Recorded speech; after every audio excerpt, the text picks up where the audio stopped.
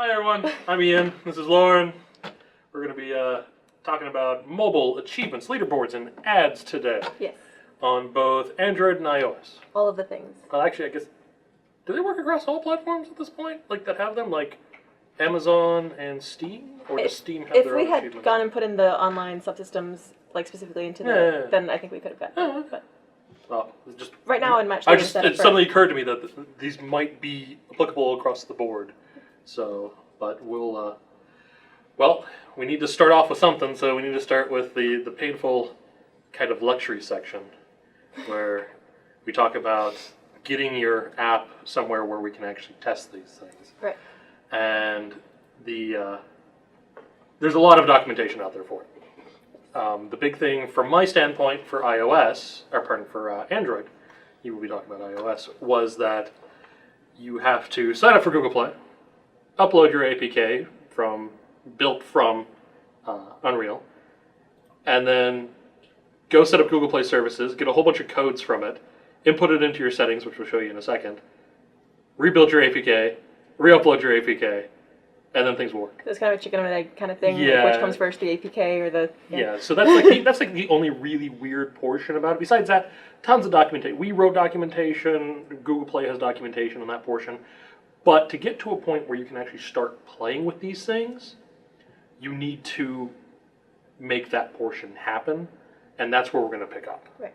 And for iOS... iOS is actually pretty straightforward. The one thing is we do have documentation on how to use both a wildcard provision or a specific to your app provision. And once you start doing things like leaderboards, achievements, in-app purchases, any of those, you will need to put in, you can't use a wildcard anymore. You need something with the specific ID. So if you're following along, you're like, oh, I have this wildcard provision, you'll have to switch it over once you start implementing these and want to test them out. Yep. Or else you get back a whole bunch of nothing.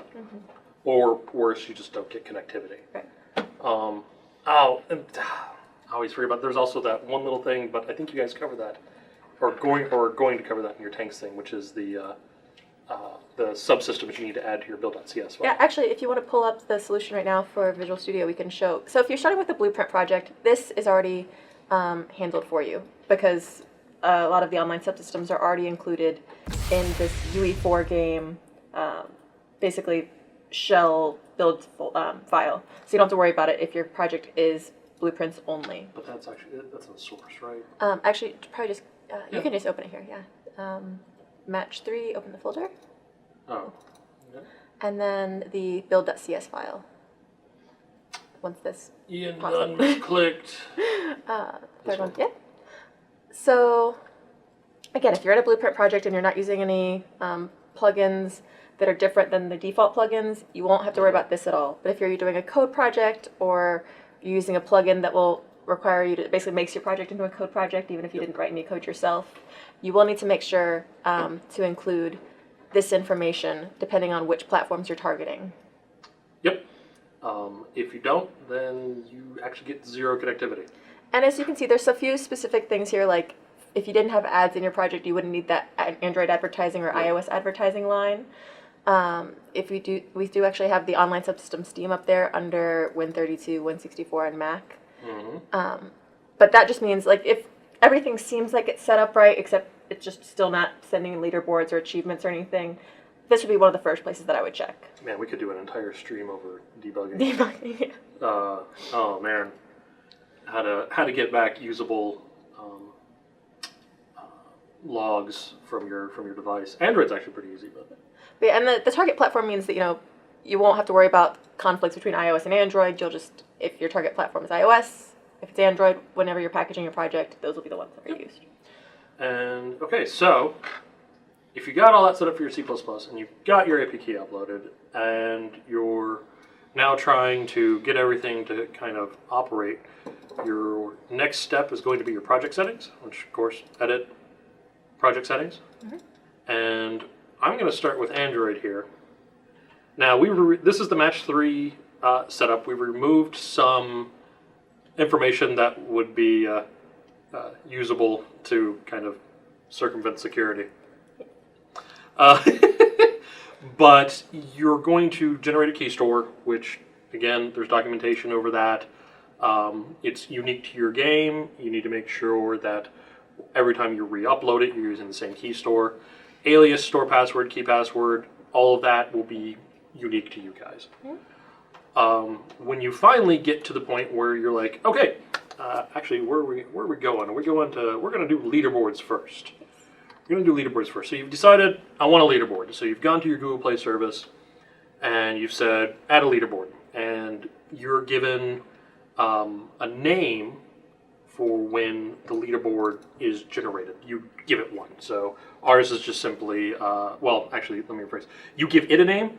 Android gives you back a series of characters that make no sense whatsoever. It's just a code. So you can actually see our leaderboard ID is C something something something something something something something. It's actually a really, really beefy thing. That's the only thing that Android is going to care about. But we don't want to have to remember this and type it in anywhere else. So what we give you is a key pair, basically name and then an ID. So we called ours the Match 3 High Score. And the name is what you'll use when we get to the nodes in a second. Yep. And again, we have documentation over all of this. Everything being covered. We just don't, again, the documentation on our end doesn't cover the setup of that portion, but we do link to their documentation. And it was always very straightforward, just enter in the IDs you wanted. I think the biggest thing was making sure that we collaborated and made sure we entered the same ID for both, so we didn't have to track two separate leaderboards based on that was platform. that was the big thing. So for iOS, in fact, iOS, if you guys are building for iOS, you can skip this stream, right? There'll be iOS things, don't worry. You set up your thing, right, and you're done. There's not the key because pairs, there's no key pair. Yeah. I mean, there's nothing here for any of this setup. We don't have to come back here to talk about iOS at all. Right. I mean, you've set up your provision, you're good to go, and everything else happens on through the nodes using the name that we give it. Right. So I got to name everything because I was in here in the Android section. So Match 3 High Score was the name of our leaderboard, and you then took that, right. But it has a specific name.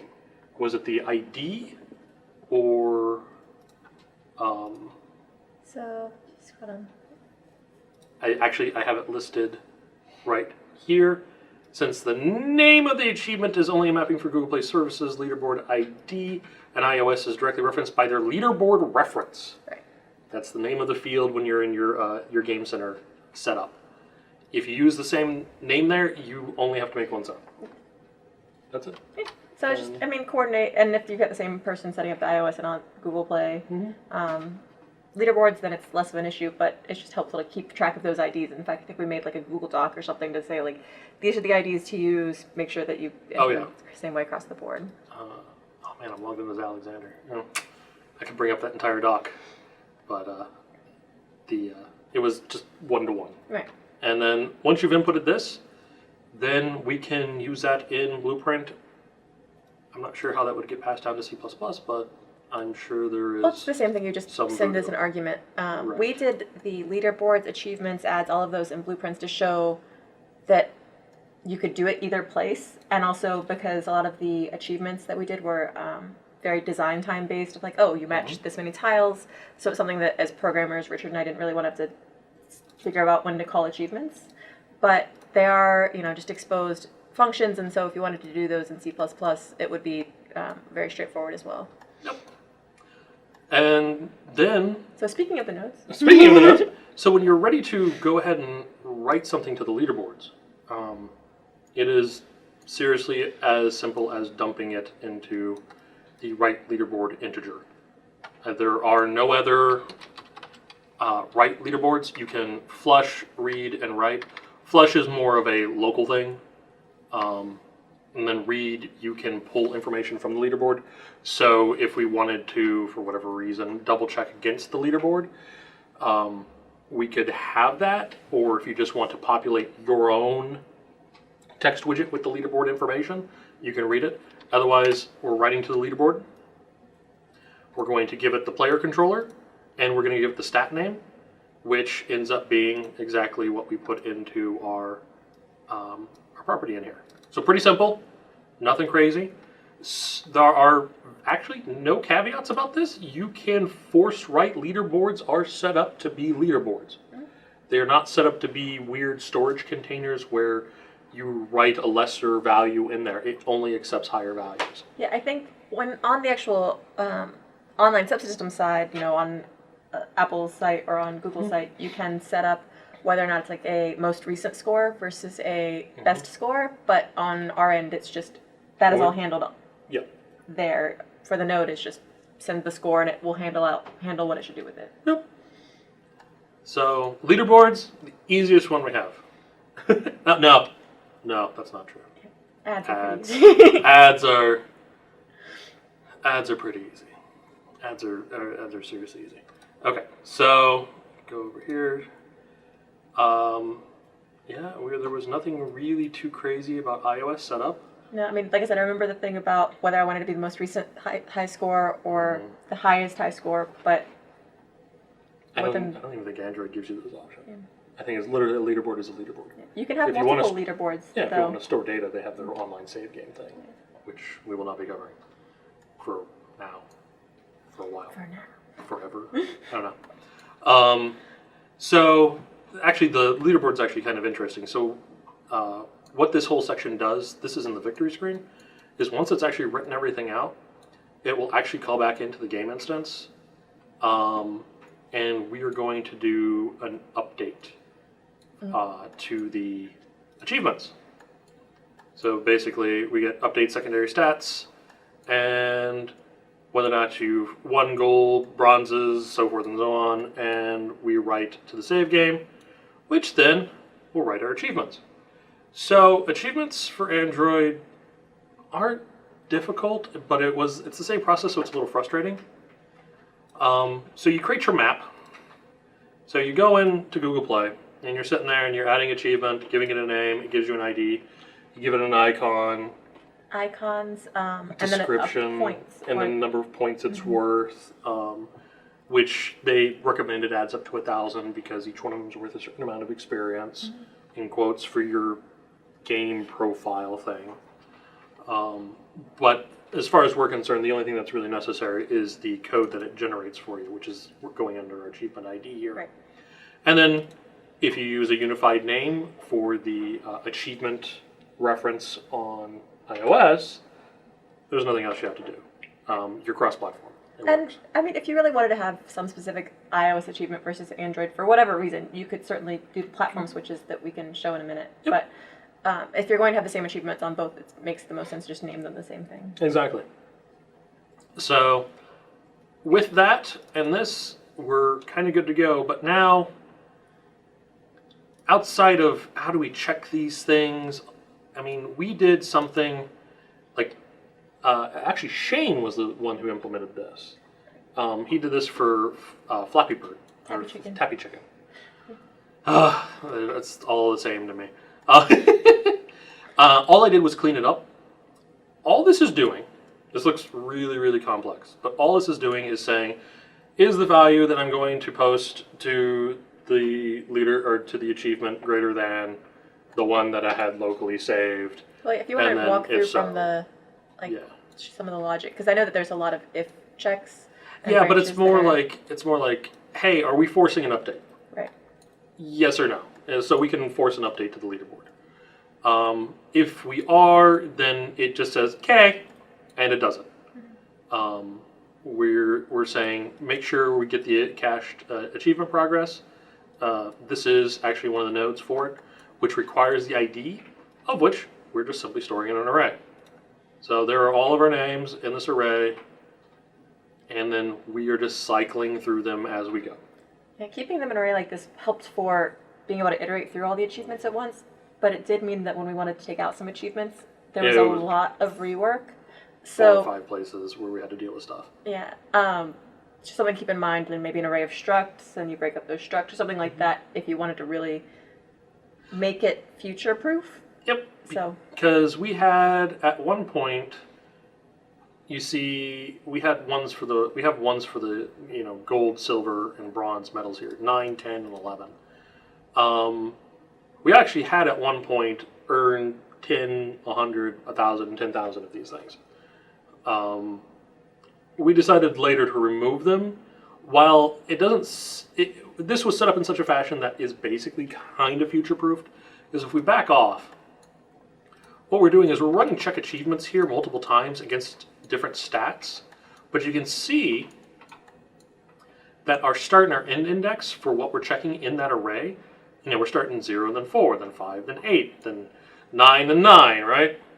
So that these are set up so that even if we remove a bunch or add a bunch, we just have to push everything down the line.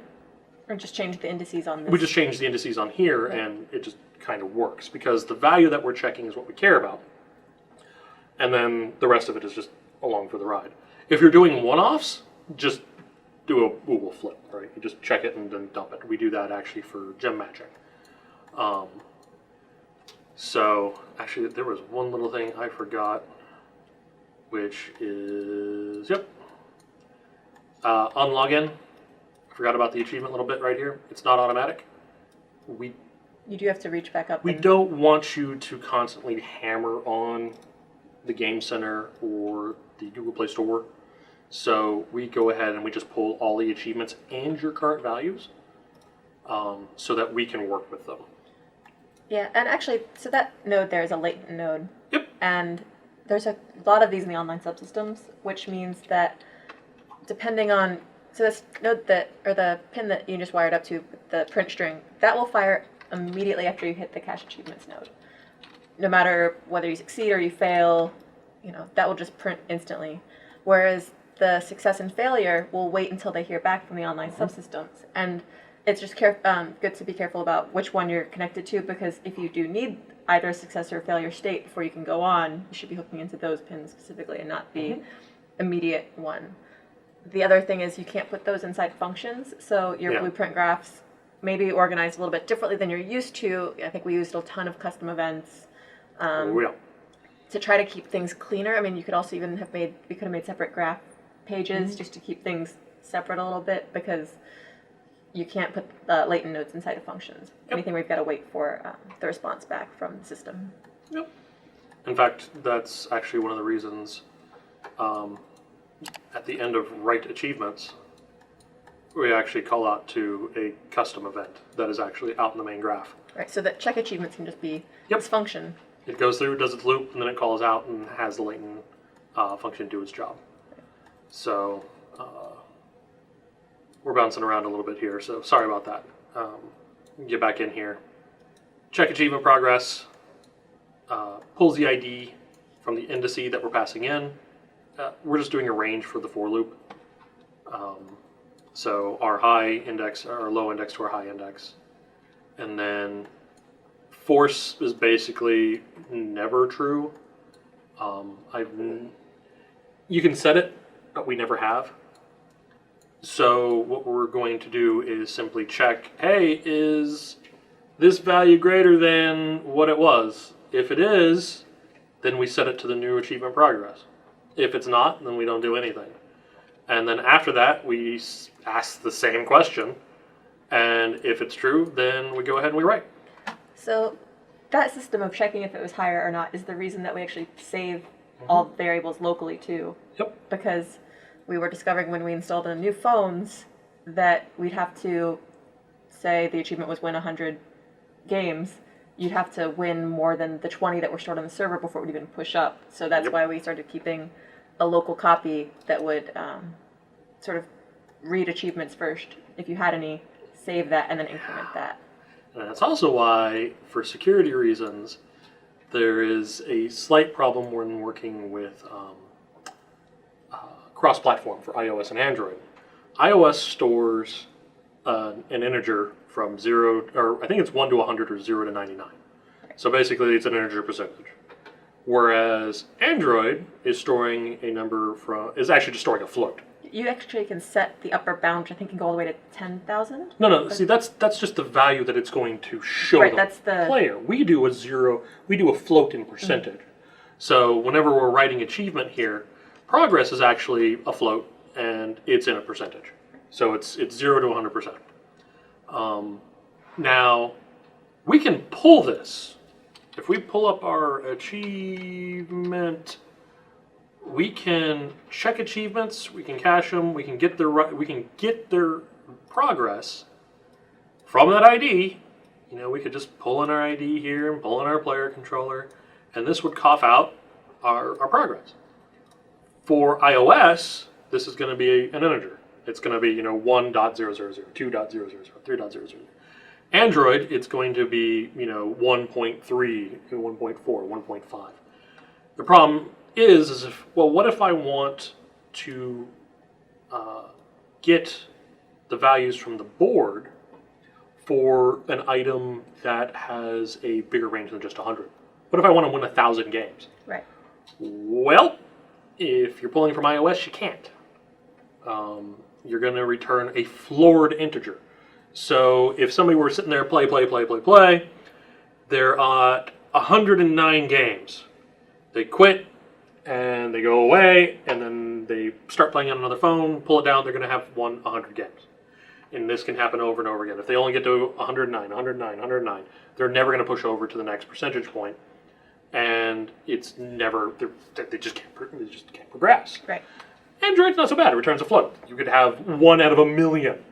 I mean, it wouldn't matter. We'd be totally cool with that happening. You just return a float, and you can do the math from there. Right. So that was something that I think if we'd known ahead of time, we would have designed the achievements so that we didn't have any of these 1,000, 10,000 things necessarily. But yeah, I would have done probably just straight 100s across the board. That way, everything is just either on, off, or there's a range of 100 that makes sense. Because another portion of it is display. Mm-hmm. Because, Android will display these nice, fractions over time. iOS really doesn't. So, just a little bit of a hiccup, just something to keep in mind when designing your achievements. And write achievement progress, because it is a latent, it can't be in that function. So when we've called out, we're just passing your achievement name, percentage, and index. Now you'll notice that we have an on success but no on failure. Really, at this point, the logic states that if you are connected, then this will run. If you're not connected, none of this runs at all. right. So honestly, there's no failure state for this. There's no need for a callback. No, failure states you could still just hook up, a print string for debug, Mm-hmm. but other than that, because of how we were calling this, because we were only calling when we knew we were connected to online subsystems, then we didn't have to have that in here. Yep. And so, I just realized that it doesn't look like Alexander probably had his fireside today. So unfortunately, it doesn't look like he's writing down questions for us. All right. If you see anything interesting come across shells. I haven't seen anything yet. I just realized that, oh man, it doesn't look like anybody's catching any questions. I'll try. And just call them out. We'll just answer, and we'll just do this. I can put them at the bottom of your dock. Oh, sweet. That's right. You do have access to the doc. Excellent. Shall we to the rescue? Excellent. So, and actually, talking about debug, that's why you're seeing a lot of these build strings down here. Yeah, and when we were, getting the project ready to release, we left them in because, a little bit like... There's no point to remove them. Yeah, it helps us debug when we're adding new things, and it helps you guys sort of see the thought process in terms of what kinds of things you could use to debug, or where we were putting in strings for catching things. Or you can view them yourselves. So if you're doing your own builds for this, the only time that your print strings actually don't work anymore is if you do If you're in shipping. Mm-hmm.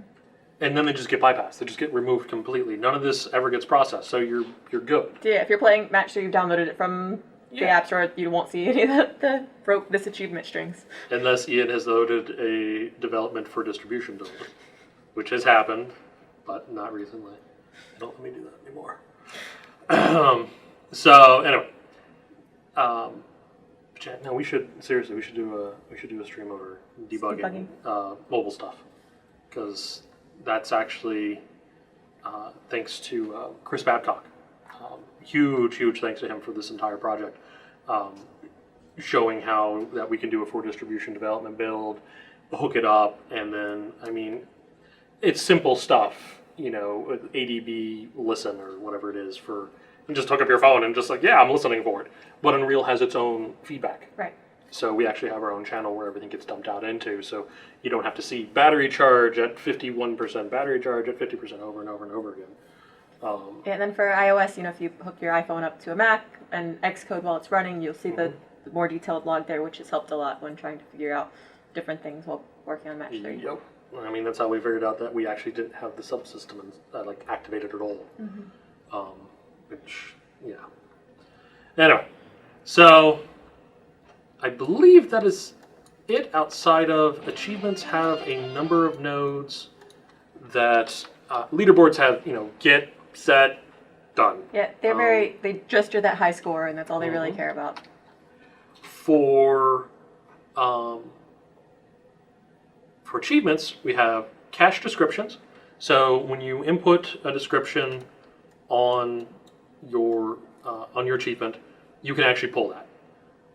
That'd probably be if you wanted to make your own leaderboard screen. I mean, we just showed the platform-specific ones, which there are 2 nodes for the platform-specific.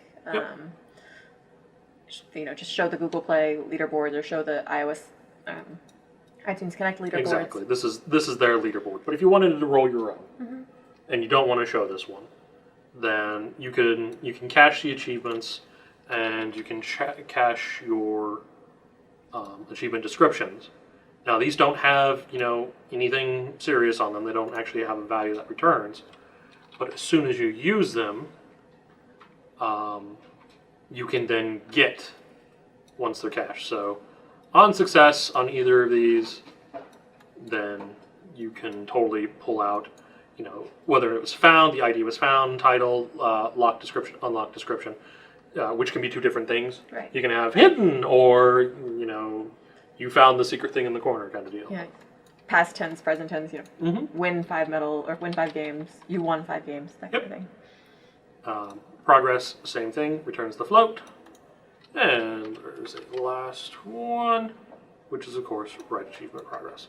The other ones with achievement in them are mine / Unreal's, or rather, mine / Unreal's the Match 3 specific ones? Yeah. Yeah, like we wrote, right achievement. Yeah, we have check achievements, init achievements, update, and write, which were up there. These are our own logic for this, and you can come up with your own logic for however you wish to give achievements out. Yeah, I think we mostly call this at the end of the game, except the one set of achievements that get called in the middle of the game are the per tile ones. So show the platform. And then show platform specific achievement screen. For doing one-offs, we talked briefly about that. You simply write a progress of 100% straight off. So you can one-off it, achievement name. We didn't use those, we didn't use the array. I'm gonna go find tiles. Was it just tile, or did we dump them? It might have been in the grid or the game mode. Wow, the event graph, what I need. Yeah, it looks like we did them on a specific. So bomb will have one for you match this, and should have. I think it's on move made in either. Is that the grid? The grid, yeah. Gotcha. Grid. Because at that point, it's handling all the moves and what That's happens. right, because we're checking their types through here, and yep. Here's max combo right here, max match combo. I just inputted the name straight. Progress 100, user tag 28. Doesn't mean anything. That's just, I think, the 28th achievement we had in the list. Was, and it no longer is. I'm pretty sure we no longer have 28 achievements. We can do edit, project settings, Android. Yeah, we only actually have, where is it? 24. Oh. So the user tag could potentially do something for this. It doesn't, we don't use it for anything. So it doesn't affect gameplay or the like. So, all right. So that's kind of it. I don't think if there's anything else that was really unusual about achievements. I think the percentage progress versus the integer progress was the main. That was the big one. Localization was another big one. Yes, definitely. We ended up getting all of those localized, which was, you know, the title and the descriptions for all those. And then also, like, leaving a little wiggle room. I mean, this isn't an Unreal thing. It's just something we did when we were coming up with achievements, was we actually filled out the whole number of points, that, like, the max. Like, what if we want to do an achievement later on for, like, I don't know, opening the documentation from within the game or something. So we left ourselves a little bit of wiggle room. They don't actually add up to the cap of points. Yeah, it's 900 and something, but out of 1,000. And then, yeah, anyway. So, the last little bit, super, well, let me rephrase. In Unreal, the very super easy portion that we have are ads. And we used iAd for iOS, and then AdMob for Android. It was AdMob, yeah. And so both of those will have settings in your platform. Well, actually, I think only Android iAd is all handled through iTunes Connect, so you don't even have to do extra things. You go set it up on their end, and it just magically works. For us, I mean, your AdMob, we have a single ID and a single license key, of which it works. It's connected because of our key store is associated online with everything. There's no other finagly setup for this. And then there are 2 nodes for ads. We have show ad banner, and whether or not we show it at the top or the bottom. You can choose the index for if you have multiple AdMob IDs. You can choose that index, and then we hide it. So essentially, when you play a game and you finish it for us, we will show an ad. Right. And then when you click out of it, we remove the ad. That's the only time that we show an ad. If you wanted to be more invasive, you can show them in more location. Just make sure that your UI works around them. Yeah, we when you're testing too, they'll show up as like your banner will go here, so Yeah. you can sort of test without it having to be live. Yep. I think that's one of the big things. And also, a lot of the customization as far as the look and feel of the ads is all done on the ad service side. So Unreal's like, it goes at display the bottom don't or it goes display at the top, and then that's it. It slides in nice and it slides out nice. Really, that's it. There are no other ad controls. And at this point, we're at Q&A. I put 1 Q in there. oh, 1 Q. Are ads only relevant for mobile apps? Ooh. I think Well, hold on. Yeah. I think so. Because I think so in quotes. I think you could do an HTML5 Amazon game of which you could do ads for. For like a Steam game, I'm not sure. Like, you wouldn't be logged into the ad service to pull that info. well, I mean, if you looked at the build CS file again, like the iOS and the Android achievements, online systems are only built for those. right? Right. So, I mean, I want to say yes, but at the same time, no. I mean, for what we're doing, yes. You're not getting the Android subsystem for Steam. And that's not to say that you couldn't find an ad system you wanted to do and like do the integration, or that somebody couldn't. Right. integrate. Like, I mean, so you're using AdMob. AdMob is a subservice of Google. Yeah. Like, it's not. I know iAds is for iOS Well, I'm saying specifically for Android. Yeah. So if you do the AdMob stuff, there's a strong potential there that you could hide that banner, but it would require custom engineering work on your end. Less about getting it to show and more about making the connection, right. Because you're gonna have to Go to connect the server, as get somebody, the data. and you're gonna have your IDs there, and the subsystem is going to be expecting mobile stuff, right? Like, there's a lot of wiggly stuff in there that gets kind of iffy. So I don't want to say yes, but kind of yes. Although the platform specific thing makes me think of, we should show why we in the UI why we blacked out that bottom bar for leaderboards, because we have like the buttons to show leaderboards and show achievements and things But when you play on PC or when eventually we make the HTML5 build, we've got that bottom bar blocked off. Oh, you blocked mean? off because Well, we no longer have the bottom bar. oh, but they are now grayed out in the drop-down menu. Yeah, I just hit play. Now we're waiting. So yeah, leaderboards, achievements, and restore purchases. Kind of hard to see because of the gray on gray on gray. But we definitely don't allow access to these because there's nothing there. There's not an online subsystem that corresponds. Yeah, and if you were to click them, the latent node wouldn't do anything except for restore purchases. Restore purchases is actually a pretty unruly latent node. It'll sit there and wait and wait and wait. And only when it actually receives a success or it receives a failure does it actually succeed or fail. So we put a timeout node, a timeout system on it. So it's just basically a timer set and then kicks out of it once it doesn't allow it. But in the background, it's still waiting. Right. It's just nothing's gonna ever say hello to it. Well, actually, I mean, we didn't say we were going to talk about in-app purchases, but it's kind of in the same We can talk bucket of about things. One thing that is important to note is when you do, when see the question, I want to think about. Is there a way to set up video? Yeah, but this is a good idea. Before we move on to that, Yes. Lauren. For IAD, I just remember like banners were the options. I don't know like what plugins are available because I haven't looked at like community plugins for that kind of thing. If something like that is available. Oh, what was the mobile game? It was the turn-based strategy one from above.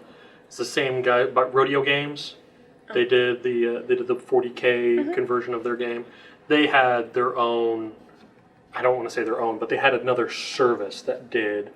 Hey, if you watch this ad, we'll give you coins or whatever it was, and it was a movie that played in that dropped you out to a web page and you watched it, and when you came back, you got your money kind of deal.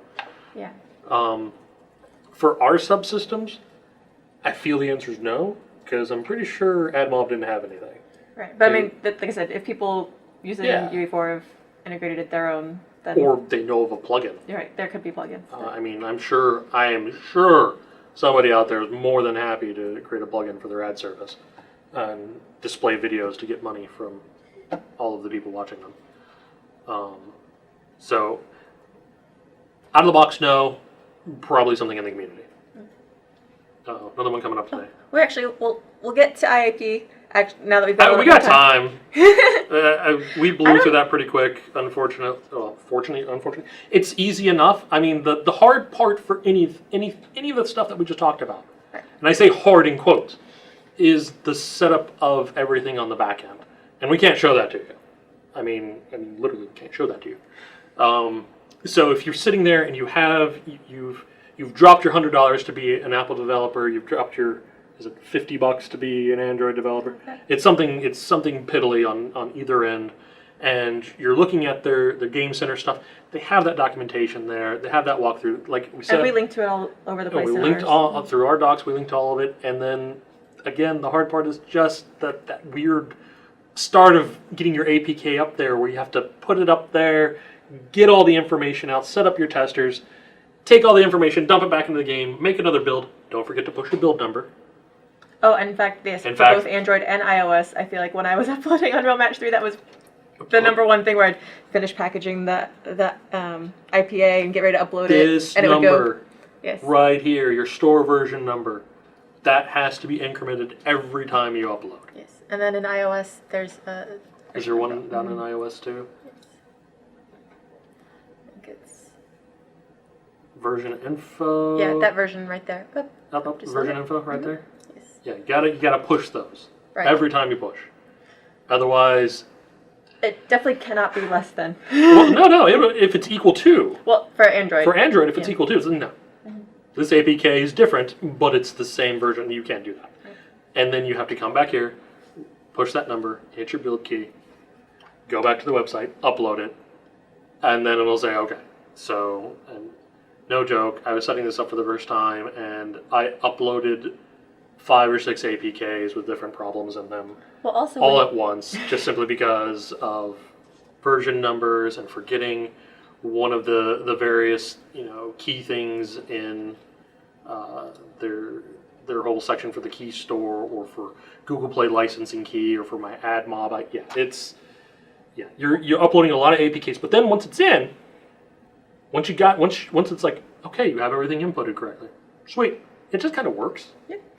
The version number thing too. This Vanilla. Hi.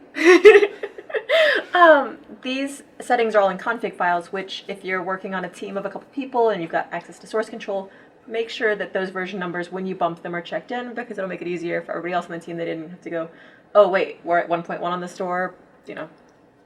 I think that's... Sorry, Chase. Yes. I did that a few times to Chase. Pushed it like 3 or 4, and then But he started doing the builds, but only on my computer, and then I just overrode them. So, all right. But the question that we see is, if you aren't covering IAP, no, we're covering IAP. Yes.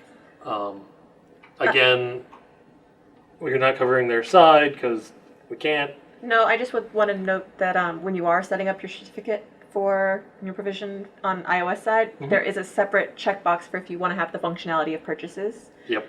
And there will be a couple things we have to set in the project settings for purchases, but for the most part, once you get things set up correctly on for Apple side. Android, we have or is it for iOS specifically? I think they're both. Well, there's like there's a P-list there's a and thing. I think it's an expanded, like advanced. Yes. Oh, right there. Oh, scroll up. Scroll I saw it. Extra permissions. Yes, extra permissions. Yes. So once we start talking about, we want to charge people money for things, and actually this applies to ads, I think, because you have to have the billing service set up, or you have to say billing for you to get money from ads or something. It's kind of awkward. But the Android vending.billing. You don't have to go, mess with any files. You don't have to go open text things in a text editor. You just have to enter it in here, which at least is pretty straightforward. But and you were saying iOS, there's a checkbox. Right. Will take people's money. And that is actually another thing to make sure to put in the build CS. So if you open that back up again or pull that back over. Oh, it wasn't. Was it? Scroll down. It wasn't up there. No. So those are the two for advertising. And then there actually is a config file you have to go do manually for can allow in-app purchases. Where? So config, like the actual in the project. Yeah, let me get to a folder here. Games, match 3. So config. Source or config? Config. iOS engine. And then, so right here we've got things like our default provider name for the advertising, and then B supports in-app purchasing right there at the bottom. Right there. And I imagine there's something similar for Android, but I honestly maybe not. Yep, there's right there. B supports in-app purchasing. So again, you can go download. These are actually not in the protected version of the config file, so these are available for you guys to take a look at for examples if you go download Unreal Match 3 from the launcher. And that was just, I think, again, one of those little nuanced things that once you have it set up, purchasing just is easy to use, but there's just a bit to flip there. Now, literally, I had very little to do with setting up. In fact, I had 0 to do with setting up the in-app purchases on the other end. So this is all you. So walk us through the high level of setting up an in-app purchase for Android and iOS. So like on the sites? Yeah. So basically we wanted to do a theme, so a reskin of the level was what we wanted to do for in-app purchases. You have to put in, a name, a description. So for pricing, they do it by tiers so they can be balanced against regions. And so you just indicate what price tier that you're in. Unfortunately, we would have loved to make this purchase free, but just wasn't available as an option. So I think 99 cents and then region balanced is the minimum that you can do for in-app purchases on both sides of things. And you just add it almost the same way you would a leaderboard or achievement. It's in that same game services section on Google Play, and it's in the same ad functionality. Basically is what you're doing. You're bolting on extra parts and the iTunes Connect. And again, you want to make the IDs match. So if you want to pull just that screenshot of the docs over. Okay, this one? Mm-hmm. So we named it this match 3 theme _ night on both sides so that we could use the same key on both. Mm-hmm. And you don't actually have to set anything in the project settings. You just feed that key into the node. Same way for leaderboards. Yep. So you can go through. So we can actually now go into... this is a little bit all over the place, but most of it, the actual functionality exists within the global game instance. Oh, hello. Let's go.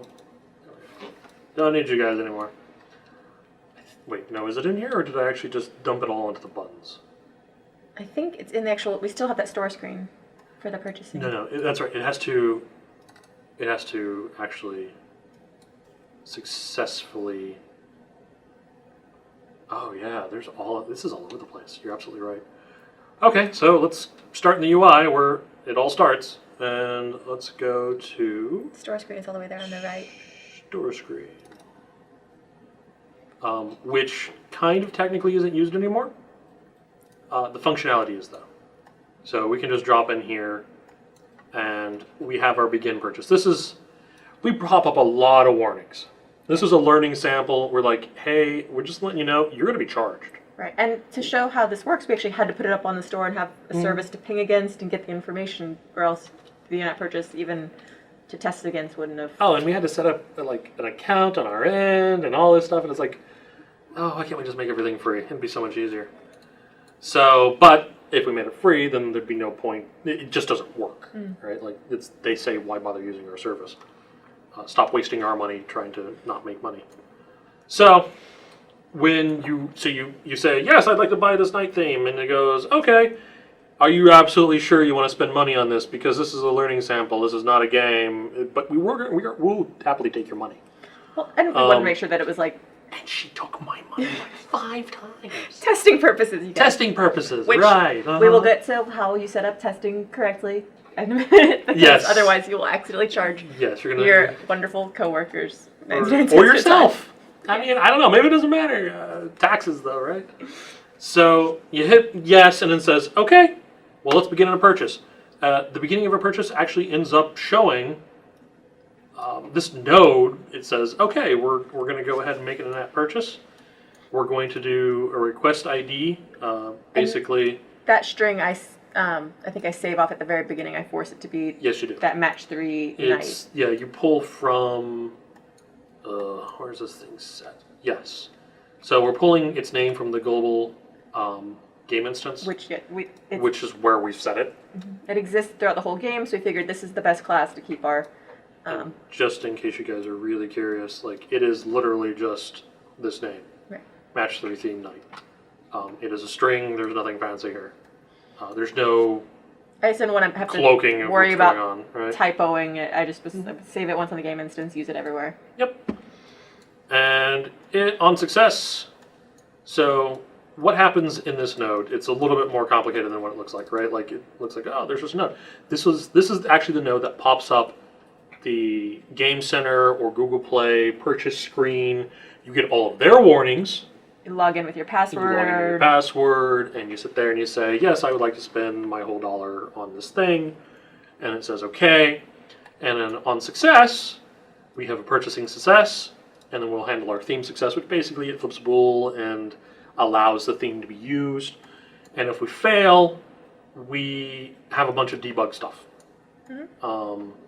And I mean a bunch, because we had a bunch of times when this would fail, and Google actually wouldn't tell us why. Well, they do, but it's not like their stuff does. You hit OK, and it says, and just closes. But it does return why something didn't work. Right, so based on that you can. Yep. So we have a quick function that basically tells us why it failed. You know, it was invalid, not allowed, unknown. It was a restore. It was canceled. Things along those lines. Unfortunately, it doesn't look like we have one for, like credit card declined or things along those lines, which have been kind of really nice to get out, but they don't have them built in. Well, they may. It's just we only have so many error codes that we've bothered checking. Right. So anyway, once that happens, we create a widget and we just put up the text of why it failed, and then that has an OK button on it. and when you click OK, and it's like, okay, fine, and it fails, and it destroys the widget. No big deal. Yeah. And you can also, much like the achievements, you can read information about the purchase. Mm-hmm.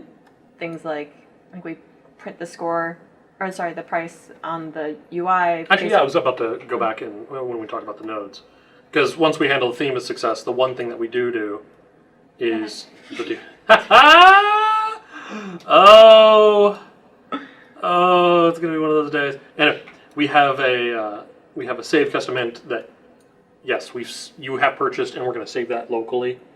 That way, when we go to reload it, we know that you've purchased it locally. And again, this is one of the things that was the sort of the split between our learning resource sample versus possibly a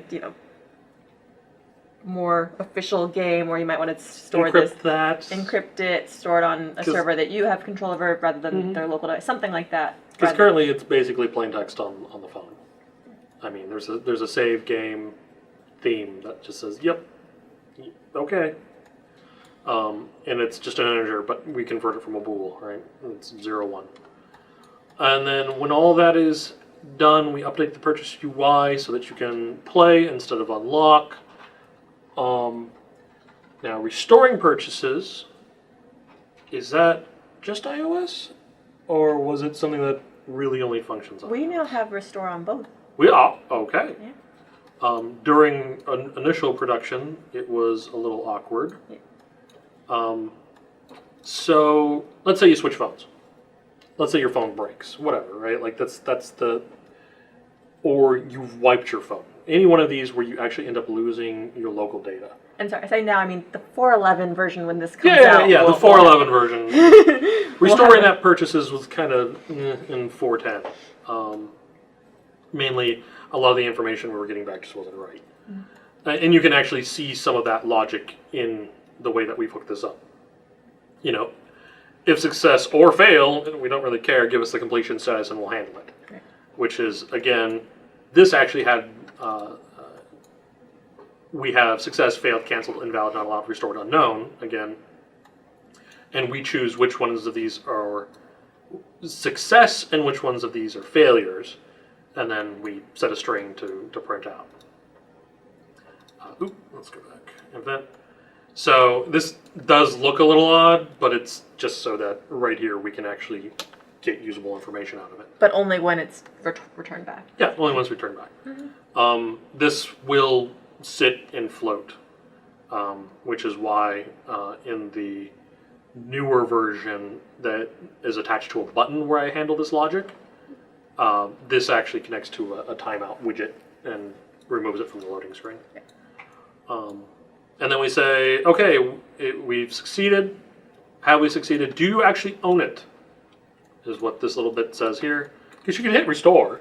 And if it didn't. And if it didn't, you come back false and you don't. It's like, well, okay, well, if you don't own it, then. And also, it's a nice little check in case, I don't know, without me knowing, you wouldn't add another in-app purchase and it restored. And it was like, this ID doesn't match your theme ID. We don't handle that. Then I will just kick out and you won't keep going. Yep.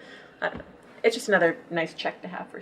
Absolutely. But then if you are successful, we just once again handle theme success, which makes it so that you can play it instead of buy it. There's no downloading here. This is all... No, everything for the day and night themes is in the Unreal Match 3 you download the first time.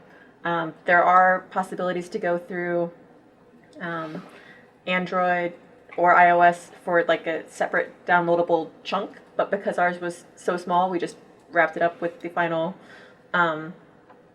project. But that's not to say that if you had a larger thing or a couple purchases, you couldn't set them up to be separate chunks downloaded, like managed by the online services. Yep. That's kind of that. And we do have a few more questions here. The price for the mobile. Oh, that's right. That node, that awesome node. Go back to our store screen really quick.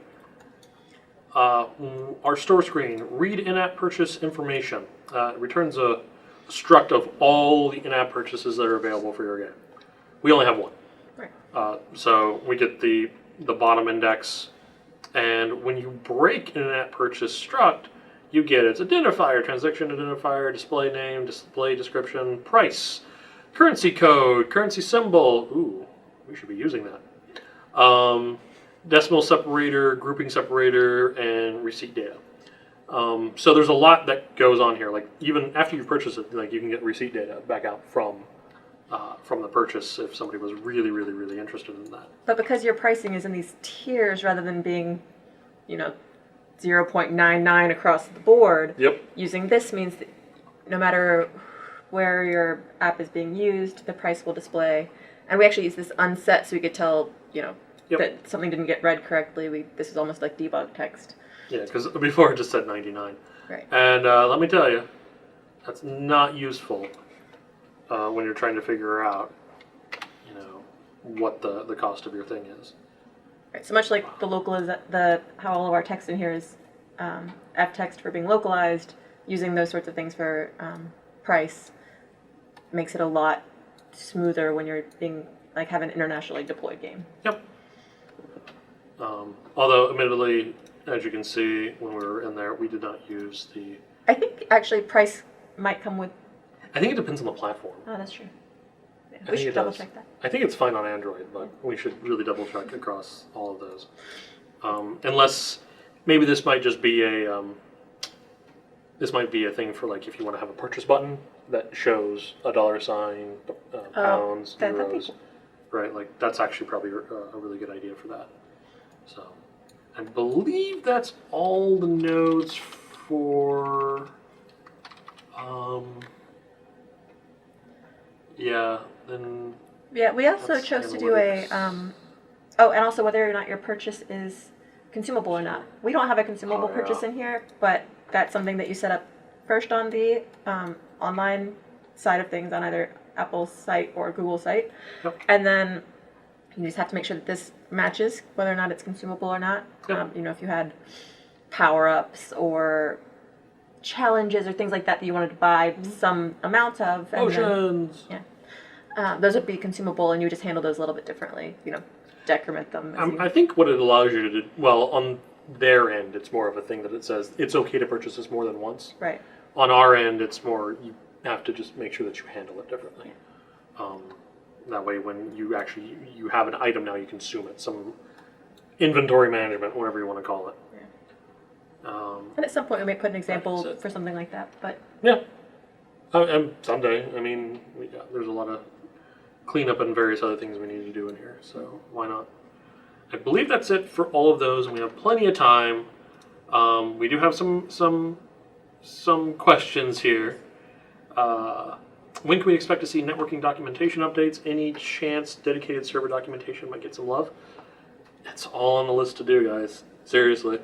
I would mention that on the C++ side, if they haven't checked out the survival game project, that's got a bunch of online Yep. things. Obviously, the shooter game. There are, I know Wes's videos, he wants the blueprint networking ones will be after GDC. Yep. He's going to re-record those, and I know There was a weird audio issue on some of the recording devices, Yeah. so he just has to record a couple chunks and that'll be good to go. And then the project for that will also probably be available in some form or fashion. So He's things are either available to take a look at and pull apart or are coming soon, but we definitely always know that that's something. yeah, and we also know the dedicated server documentation is a bit out of date. Hopefully I don't want to dedicate any of his time, but since Wes has done the networking stuff, hopefully he's got notes sitting somewhere for that we can use to expand on that documentation. So I want to say yes, it's just when, right? Like, what is OSS? Online subsystem. Online subsystem. Any plans for a real-time online subsystem for mobile? We are probably not the right people to ask that question. I but have no idea. If you put it on the forums, I apologize. You can go ask the platform guys if they have any. Yeah, you're right. They don't do. We don't. Well, we didn't. It's probably just there. We could go through the. I imagine actually in the full build CS file that's sitting there, the one for your blueprint that allows for direct connecting. For when you make a multiplayer game within Blueprint, right? You get the default. You get the big build.cs file. Yeah. Since all those can connect and use the dedicated server, I bet the online subsystem bit that you would need to investigate is right there.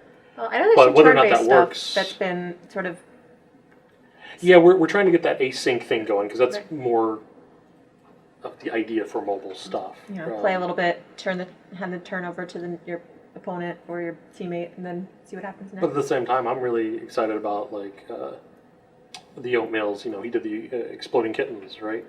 Card game, but they have a real time connectivity version for your phones, so you can just go download the app and then you get together and it connects Bluetooth, and you have your hand on your phone and you can play in that fashion, which would make sense as a real time connectivity thing, right? So I see the value. It's like, but yeah, exactly. We need to. I would just throw that in the forums and we will go ask the right people. We'll find somebody who knows. Is it possible to tell if someone has reviewed your app, and if so, is it possible to know the score they gave? Yes, I can. Well, we can see reviews, not through Unreal. That is stuff that is entirely through the Google Play Store or iTunes Connect. Are you talking like yeah, if somebody who hasn't left a review, but somebody who flagged you for stars? That kind of deal? I don't know that there's a way to do it through the, like, you wouldn't be able to say. I mean, you can. If they left a review, it's really easy to go see. No, I mean, I can see there being something where you want it in your app to say, if somebody hasn't rated me yet, right? Like sometimes you get those pop-ups of, do you love our app? Please go rate it 5 stars. And I don't know offhand if there's any functionality for that implemented at the moment. Don't know. I mean, we can go to rate us. Should take us directly to. But I mean, Google like, Play. as far as on the Google Play side or the iTunes Connect side, you can certainly see reviews. I think even on the Android side, you can see like the device, which which helped us a lot with debugging or knowing devices too. Like a lot of the 1 stars will be things like does not run on insert device here. Right. But actually, 4.11 has gotten a lot. Yeah, it's expanded. Yeah, we're going to be able to add some devices back for that, so that'll be Yep. good. But as far as on the engine side, I'm not aware of any, Blueprint node to say, be able to check if someone has or hasn't reviewed you. There is. I don't think we don't have a node that badgers, for lack of a better term, for somebody to go rate your stuff. That would be completely on you to do.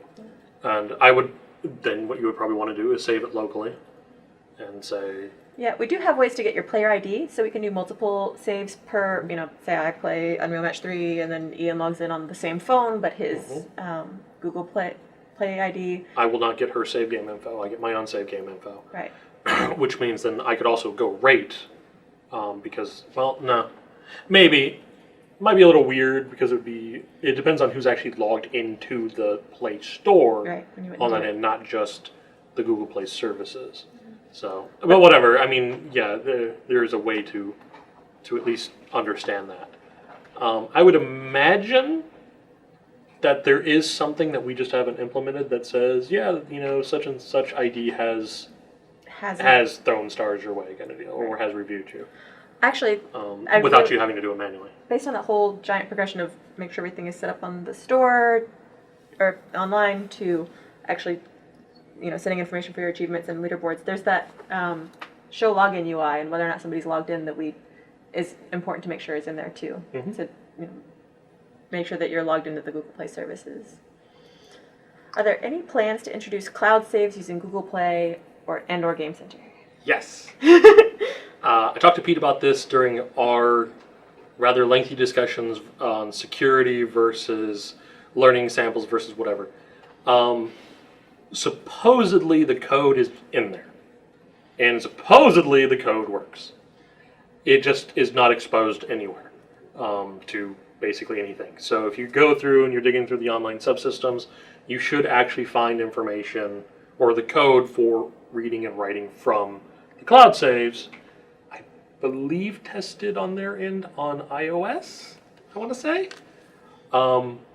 But it is there, and yes, it is something that they are working on getting fully implemented. Yeah, and then once that is implemented, sort of past experimental stage, we'll probably put it into a sample like this one or another sample just to. As soon as it's available, it's going into Match 3.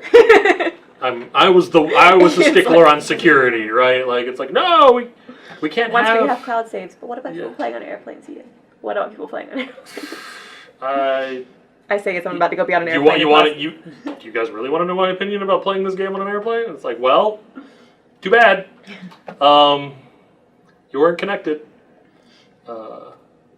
You should have paused right before you won, and then gotten off the plane, logged in, and yes, I know this is totally, really, really bad user experience. I'm kidding. I want to have people be like, totally joking. Totally joking. I'm not being. Yeah, no, it's a difficult decision you have to make, and on our end, it is a matter of encrypting the save file, saving it when you're offline.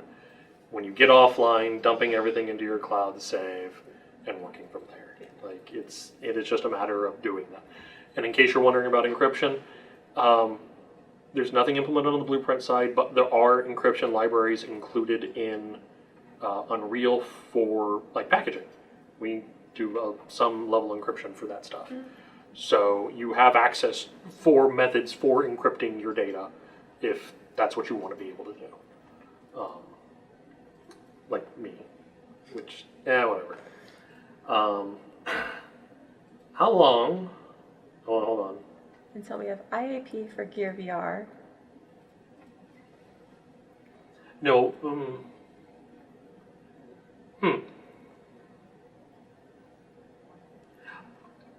Oh, that's right, because Oculus is going to have their own store.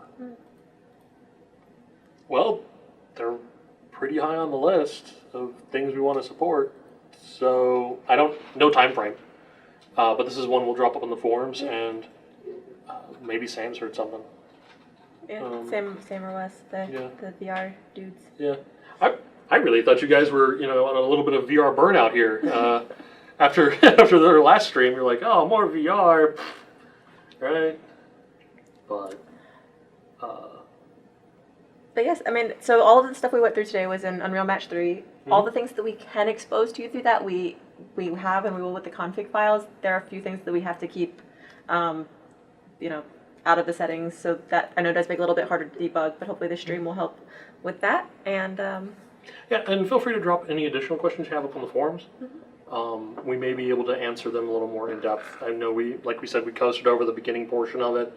If you guys are having trouble there, let us know, because there are some things that me or Sam or Lauren can talk to you guys about that will maybe save you some time. So anyway, that's all we got. And then next Tuesday there's not. Next Tuesday there's no training stream. I'm going to be in GDC. Sam, Wes, and Lauren are all going to be in GDC. She's leaving tomorrow to be on the train jam. Yes. So if you're on the train jam, come say hi. Look for the blue hair. Or is it going to be more purple by that time? Still be blue. Still be blue? All right. And then there will be a Thursday stream next week. I believe Chance and everybody, they're streaming from GDC? Yep. All right. And then... But we'll be back the Tuesday after that. Yes, and that's a little up in the air. It was going to be Willard, but he may be down. So we're getting another one of the DevRel tech artists to fill that slot. So Alan Noon or Zach Parrish. Maybe Alan Noon will continue his 2D thing, or maybe Zach Parrish will be Zach Parrish. He's got a million presentations. You guys should see the binder. Yeah. He's ready to rock at any time. Yes, if you're going to be at GDC, come say hello. Come say hi. We'll be all over. Yes. She'll be at the main booth, and I will be at VRDC. It's the VR booth. I'm not even entirely sure where. It's in the other building. It'll be in the opposite building. So. But yeah, lots of things to do. Yep. See you guys. Later, guys.